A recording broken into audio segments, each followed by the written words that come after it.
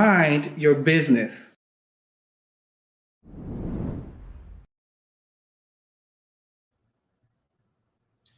Hey, how is everybody doing?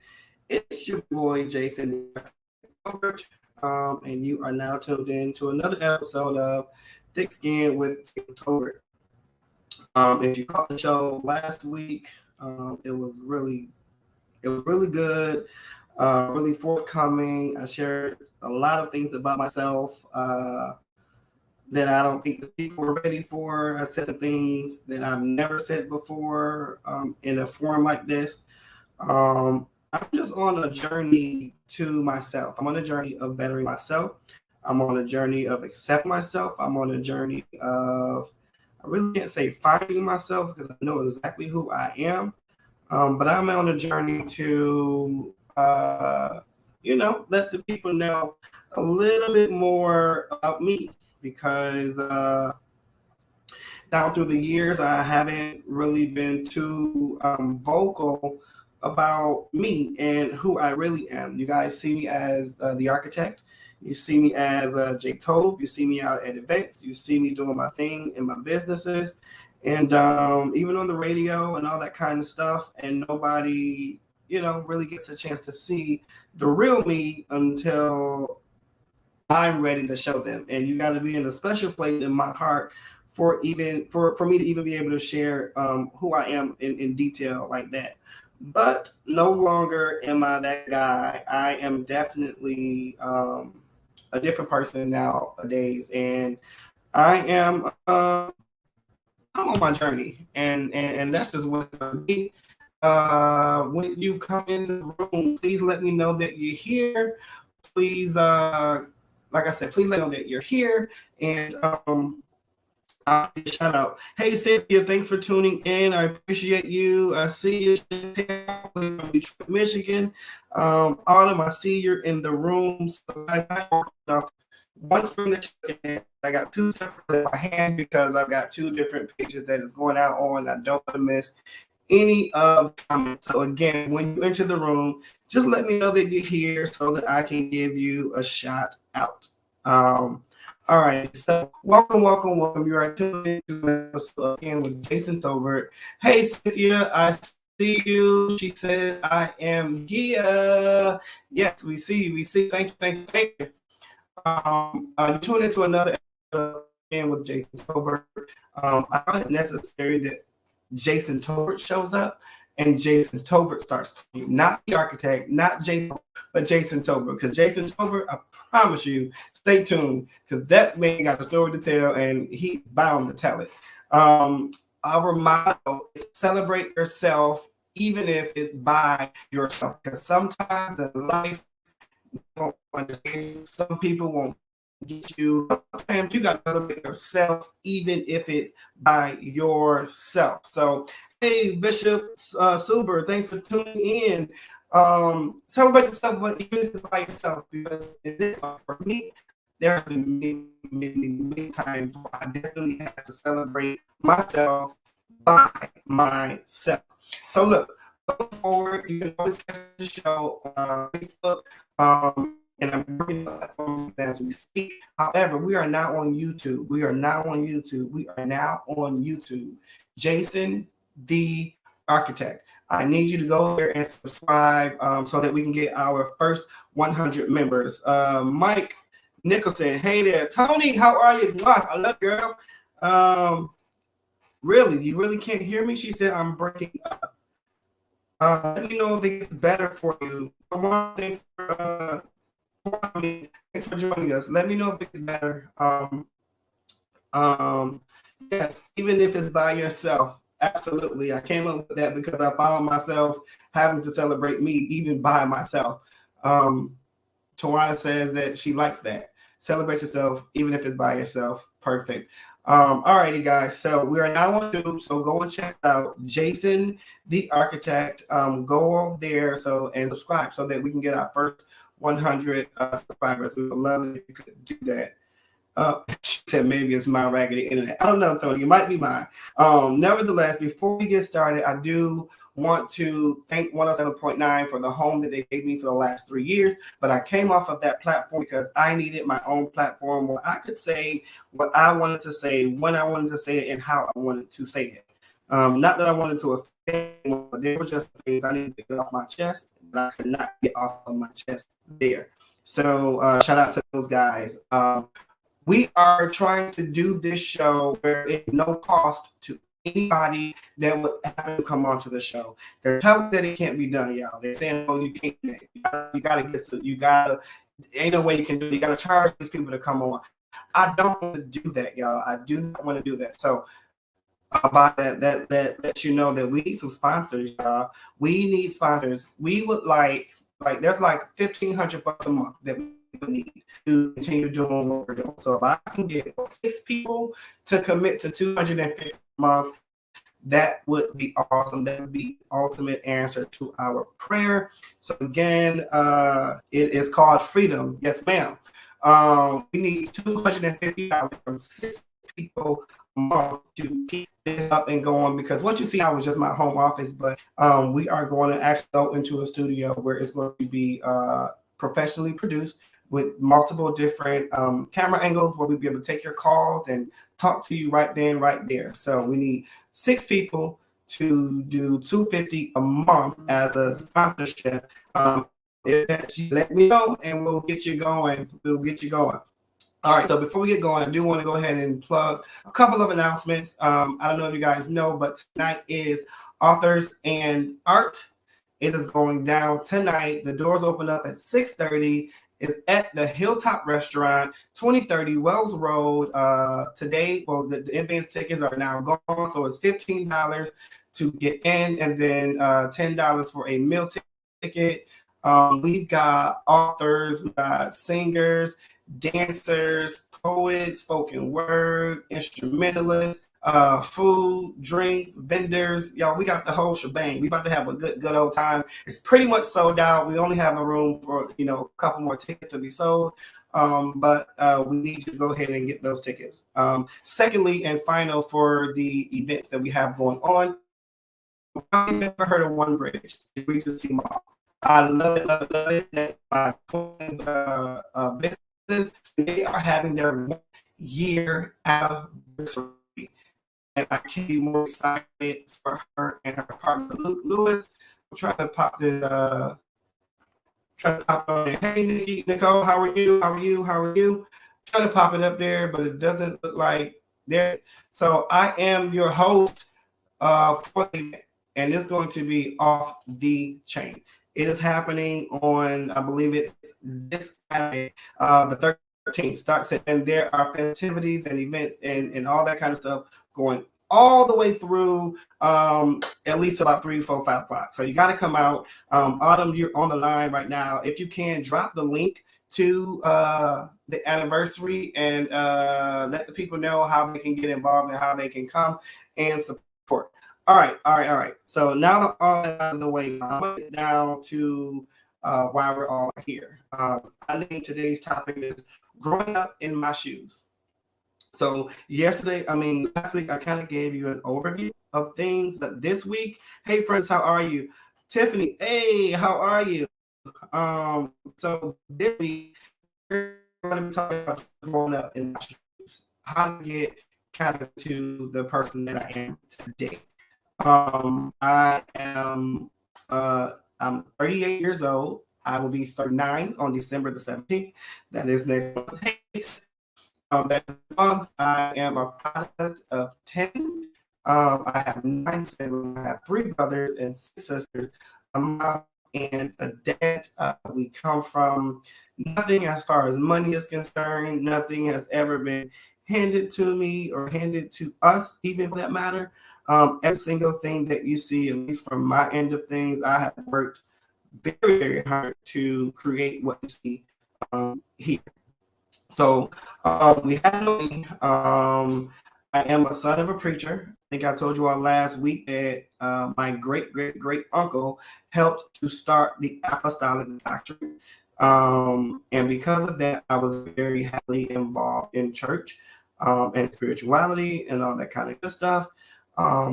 and which hindered me from being able and being comfortable with kind of telling my story.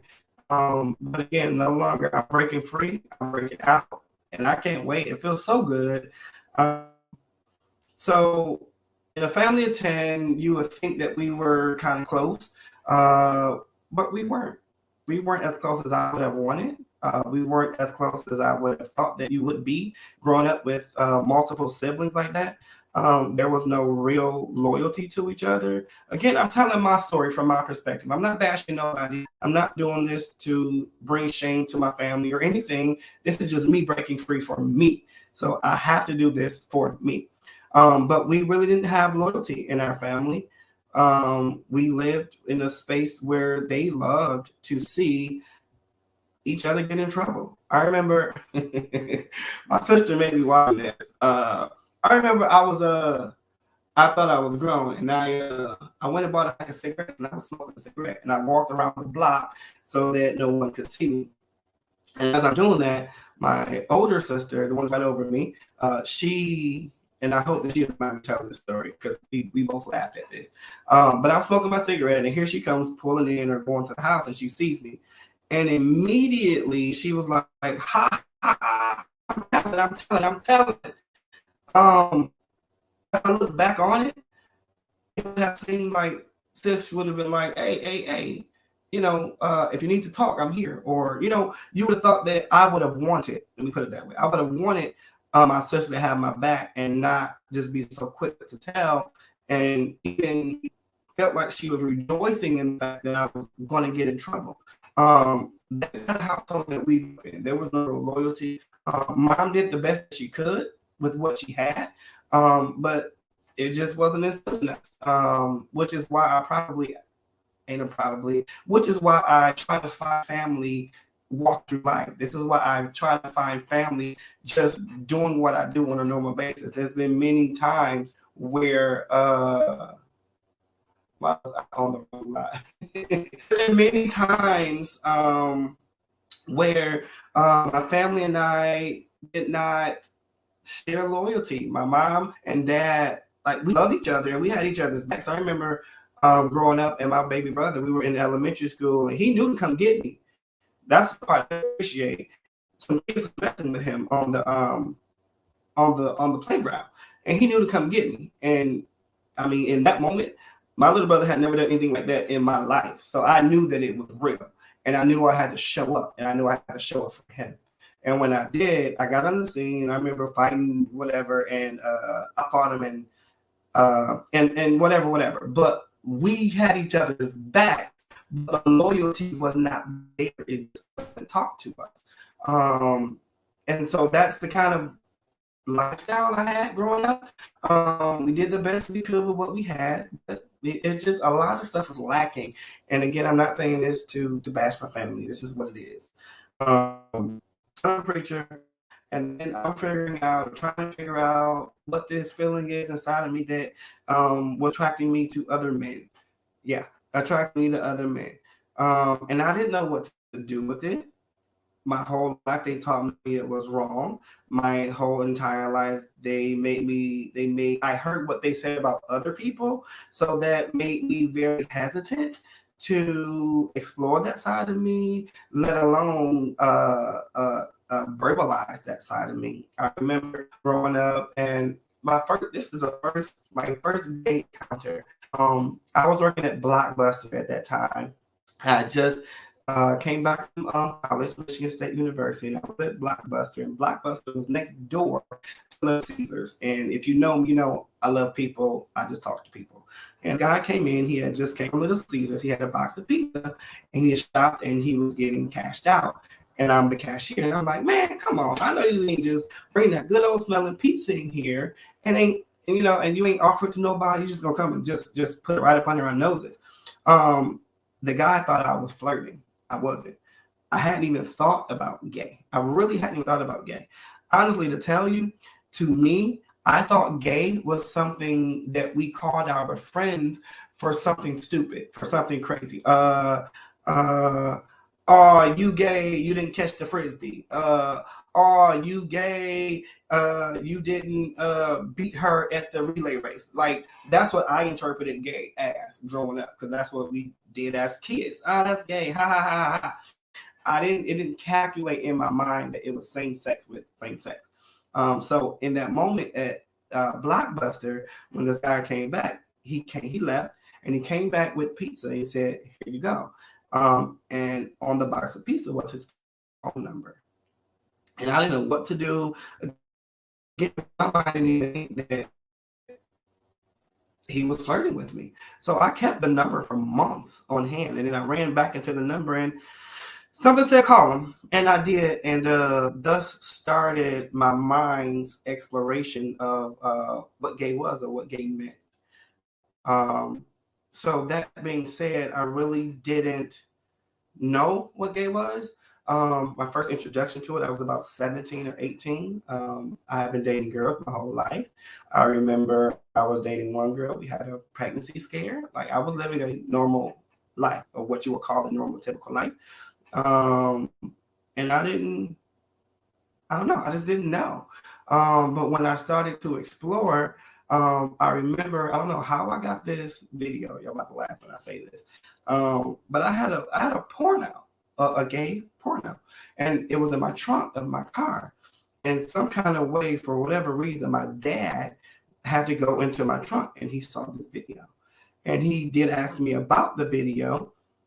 He never offered me any fatherly advice or fatherly guidance to my perspective. He just did it. But he questioned the fact that I had the video. So he wanted to know why I had the video, not to comfort his son, not to use that as a connection point with his son, not to use that to gain a closer relationship with his son. He just wanted to talk about the act of having the actual porno in my vehicle, which still to this day, it baffles me, because that should have been a time I hope that would have been a time where he would have said, "Hey, son, let's talk. We need to talk. How you feeling? What's going on? What you feeling inside?" But it wasn't that way. And so thus is why I'm saying we really didn't have that family feel as you would think with us having 10 children.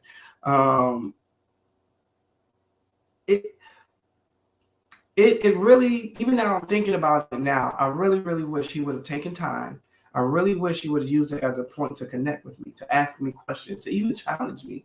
But he was just so caught up in the fact that I had this video that he didn't even ask any of those questions.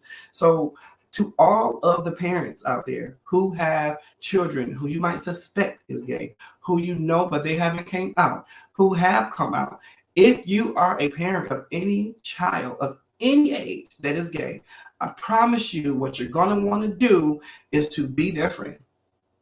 At some point, you will end up probably being their only friend for a long, for a period of time.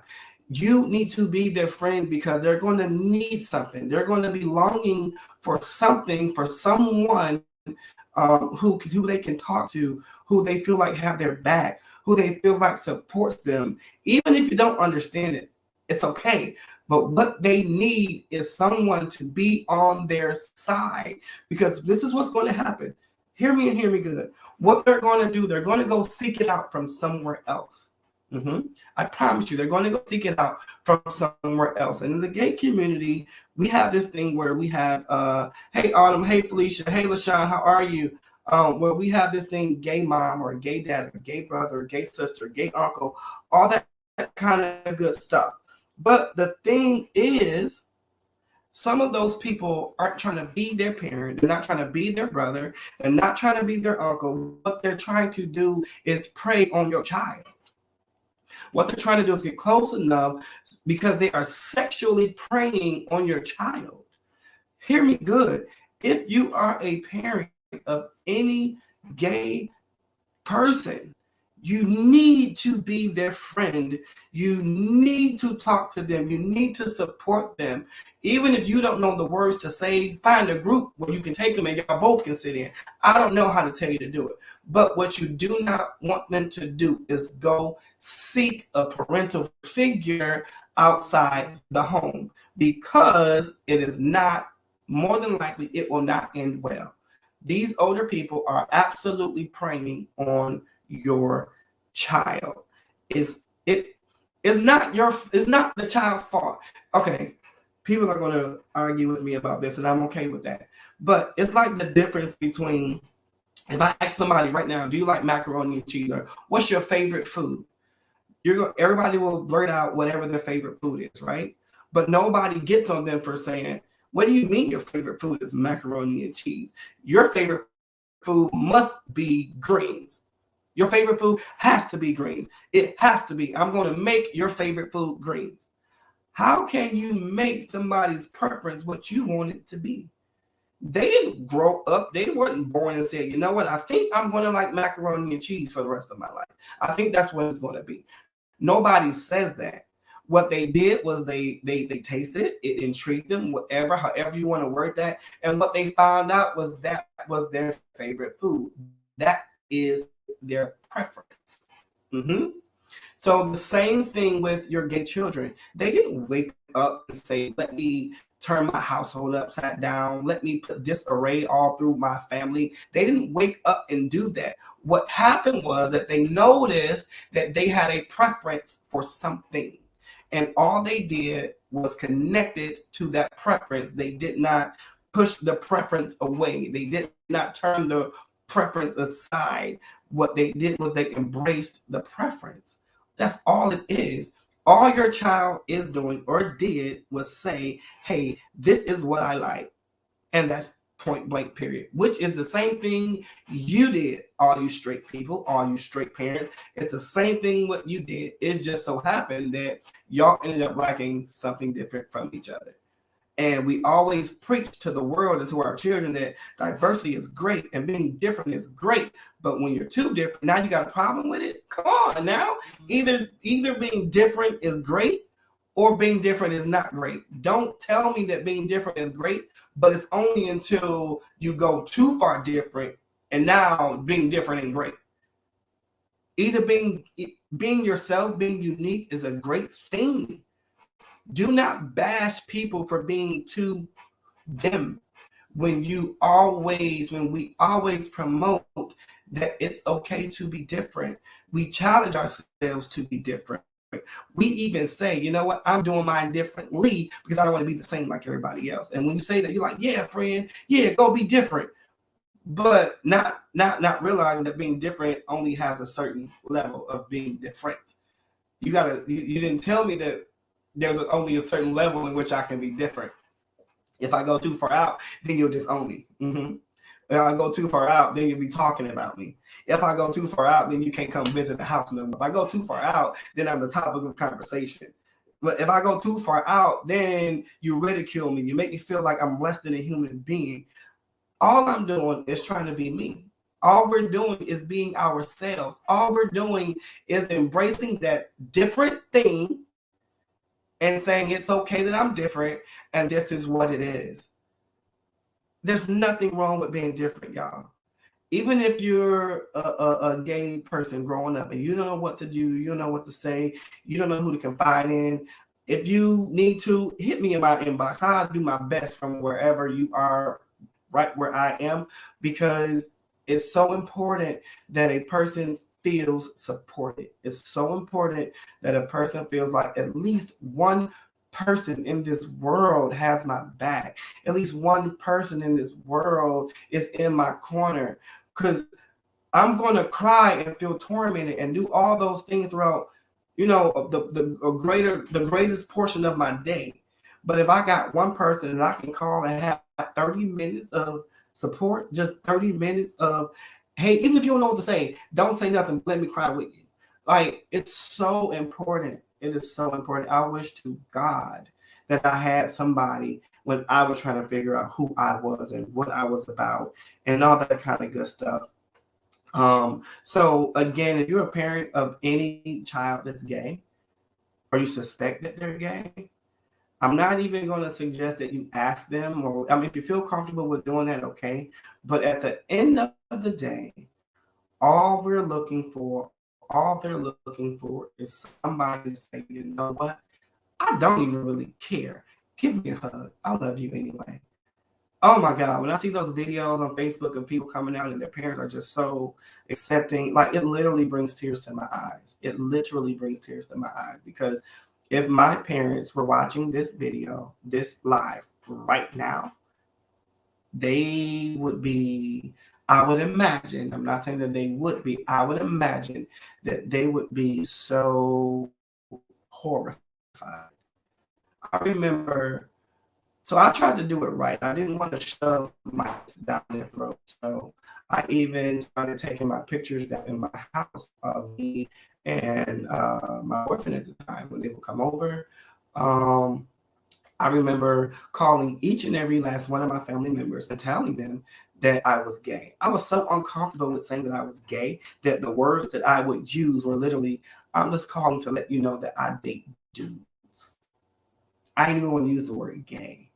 So I never called my mom and I never called one of my baby sisters, but every other person in my family, I picked up the phone and made a special call to each of them to let them know. And my dad was the only one who even tried to understand, who even tried to get it to walk down the path with me. But this is the thing too, Dad, I appreciate it, but you went about it the entire wrong way. But I love the heart behind it. So my dad asked me, well, what did he wrong? Did he not spend enough time with me? Did he not take me to enough ball games? What happened? What could he have done differently to make me yeah. Let me ask you this. Can I do differently to make your favorite food? Right. Nothing. There's nothing that I can do to make your favorite car not your favorite car, your favorite vacation destination, not your favorite vacation destination. It is just what it is. And we gotta learn to accept it. We are in 2021, and we're still walking around here bashing people for just trying to live their lives. Like I said last week, I was doing an event where I was asked to be a speaker at a men's empowerment conference, which, by the way, they weren't paying me to do any either. I just signed up to do it. Hey, Renz, how are you? But I signed up to do it anyway.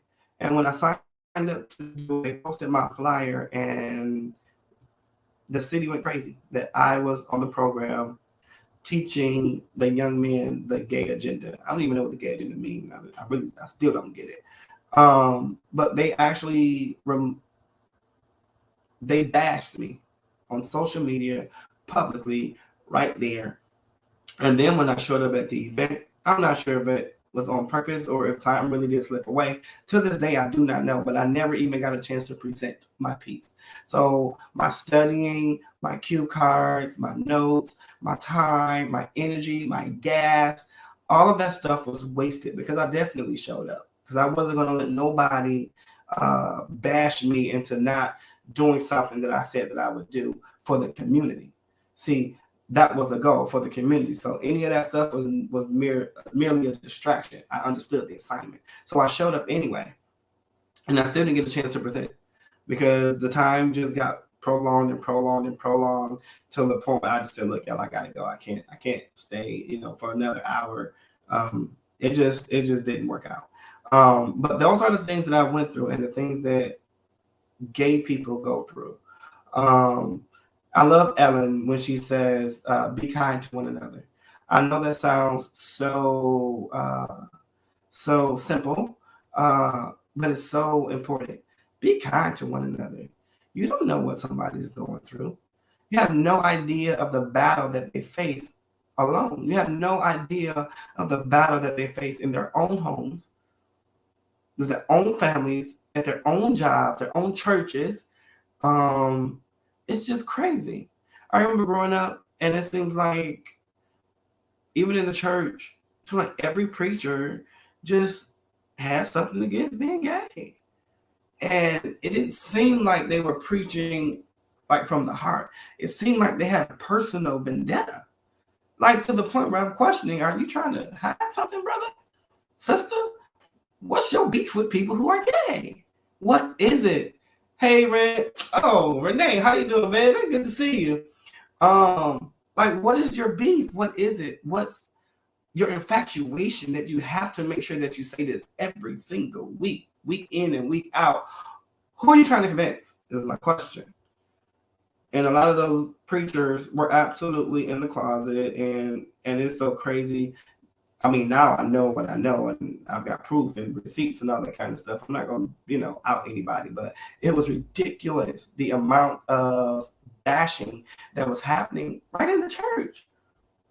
But this is the kicker.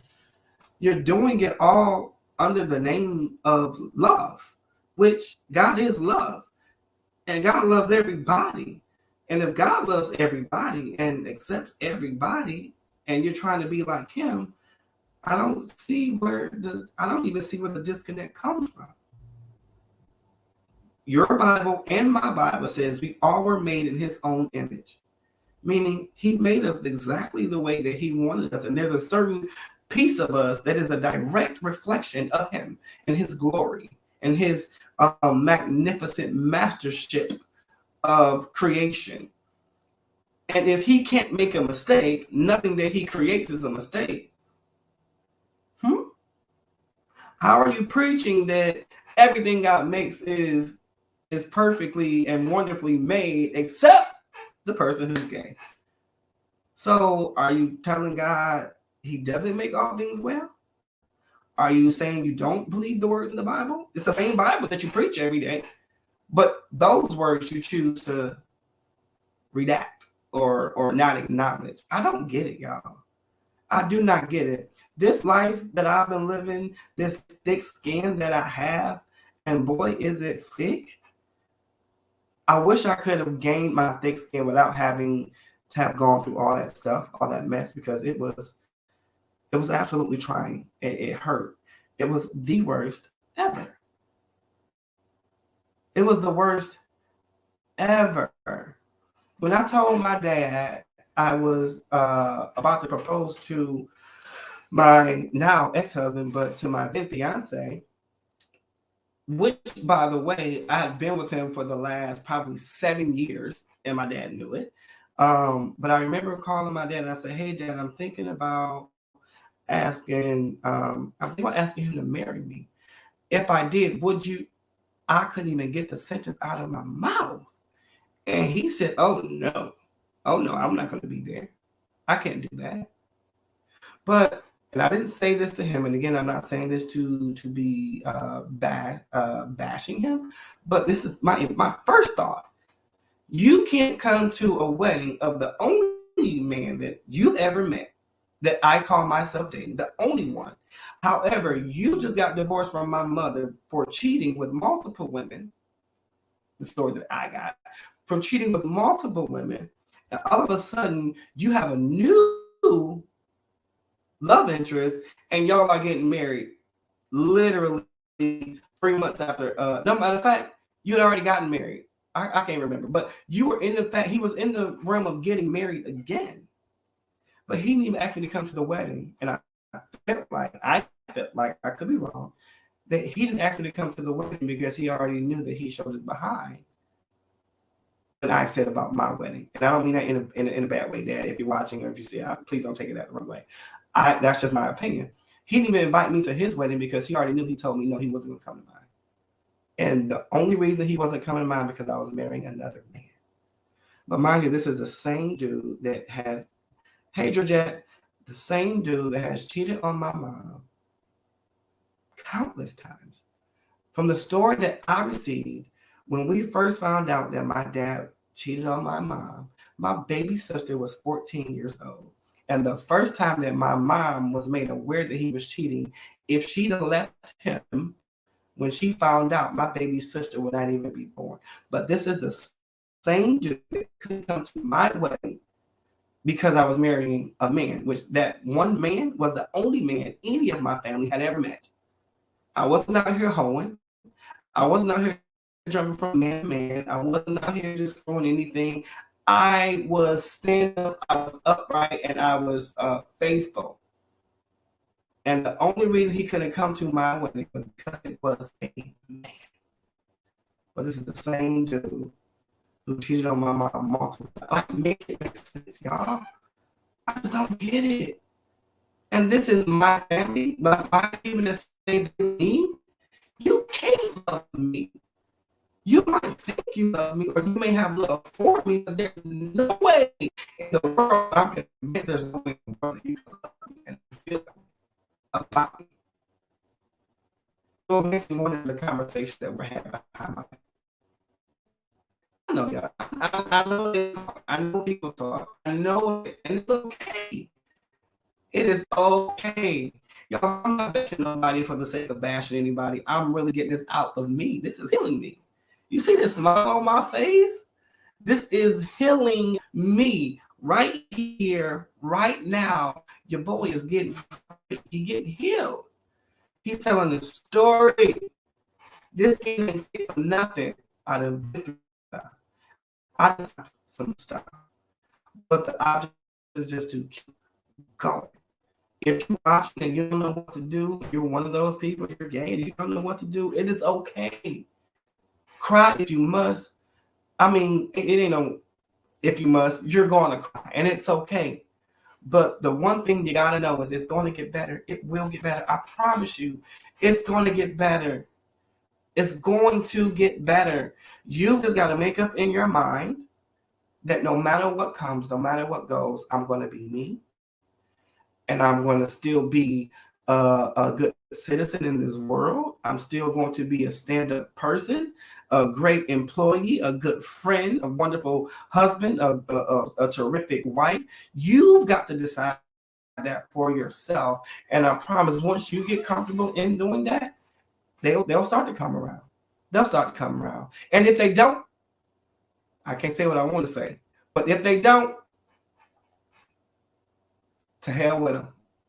If they do not, to hell with them. And I mean that from the bottom of my heart. Y'all ain't never heard me talk like this. I know y'all ain't. And it's okay. But I got to say it that way because I allow too many people's opinion dictate every move I made in my life. I've let it happen too long. I let it happen for way too long to the point where I've gotten comfortable. And actually, it's almost as like institutionalism is almost like I was institutionalized. You know how institutionalized people, when they become free, they don't know how to operate in the regular world. So they go back into the jail. They go back into the prison that bound them. It was almost like that for me. I didn't know how to operate. I was scared. I was fearful on how to operate out in the real world. So I just went back into the jail. Institutionalism, y'all. And I did it to myself. But it was all based on everybody else. That's just the thing. The same everybody else that don't pay my bills, the same everybody else that don't got nothing to do with what I got going on, the same, their opinions don't even matter. And they're going to have an opinion no matter what. No matter what, they're going to have an opinion. So I tell you now, my friend, start to get thick skin now. Start to put on your thick skin now. It's gonna hurt and it's okay. Get you a friend if you can, a friend who really got your back. I mean, who you can confide in and y'all can wrap that thing together. Because that's one thing I didn't have either. I literally had to go through it all myself, and I didn't find friends until I was like well grounded.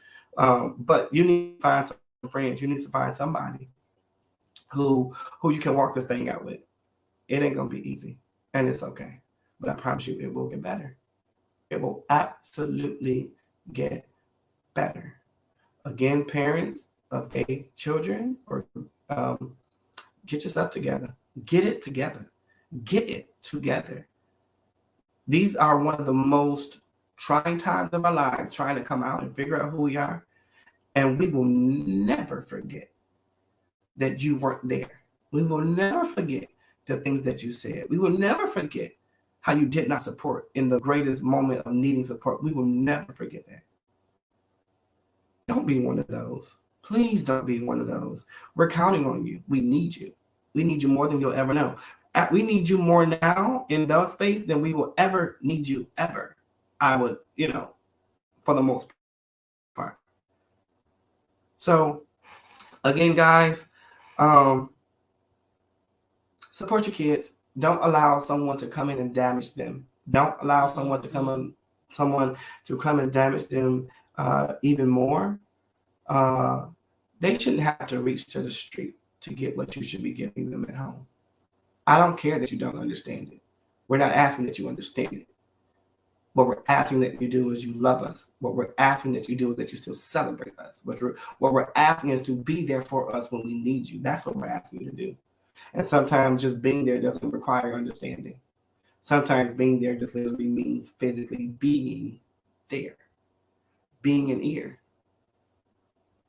So this thick skin that I have, I thank God for it. It was not easy to get to. It was not easy getting here. I'm sure that there's going to be even more trials and even more things that I'm going to have to break through and survive through. But I'm determined that I'm going to win. I'm going to get it. I'm going to get it. My destiny says I have to. God created me a winner, and darn it, I'm going to win, with or without you. I suggest that you get on board and win with me. I would love to win with you. But I am going to take off. I hope that this episode blessed someone. Again, we are looking for sponsors so that we can continue doing this show, but we're going to do it on a way greater, grander scale. We need at least 6 people to commit to $250 a month, and that way we can really do it, and we can really do it big, and we can really get the word out there and really affect as many people as we absolutely can. So as I take off, growing up in my shoes hasn't been easy. Just a kid from Detroit, product of Penn, no money, no real loyalty into my family, son of a preacher, gay, trying to figure out who I am. And finally, at the age of 38, that's the sad commentary too. I had to get to when I was 38 to become comfortable. That's crazy. What if my family spoke life into me when they knew? What if they told me things like, hey, I know you're gay and I don't get it, but you can make it, you can do it. Can you understand the difference that would have made in my life? I would be a completely different person. What if they spoke life into me? What if it didn't matter to them? What if they supported me? What if they were loyal to me? What if the whole trajectory of my life would be different? So again, parents, aunties, grandparents, uncles, teachers, neighbors of gay children, be on their side. Speak life into them. Tell them it doesn't matter. They can still make it. Tell them it doesn't matter. They can still accomplish anything that they want to accomplish.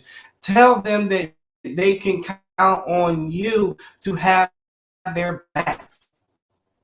It matters, y'all. It absolutely matters. Don't have another person out here get to 40 before they're able to talk about it. Don't be the cause of an adult not being able to really get a real feel for themselves until they're grown, well grown. Don't do that. Don't be one to perpetuate that life.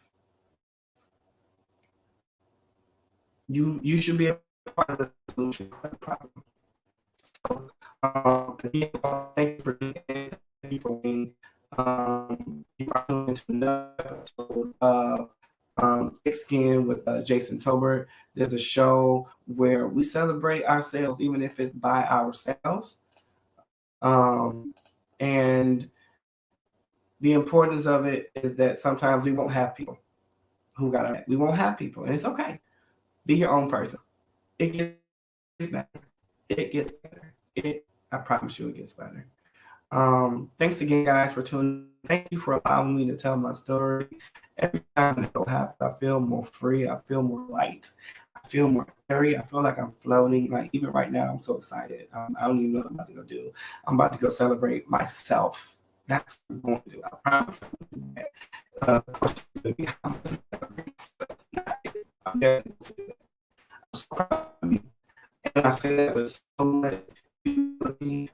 I'm so proud of me. I'm years of progress. I'm so proud of me. I'm so proud of me. I'm so proud of me. I don't care. I don't care. I don't care. I don't care. I'm proud of me. This thick skin is going to be what makes me different than everybody else out there.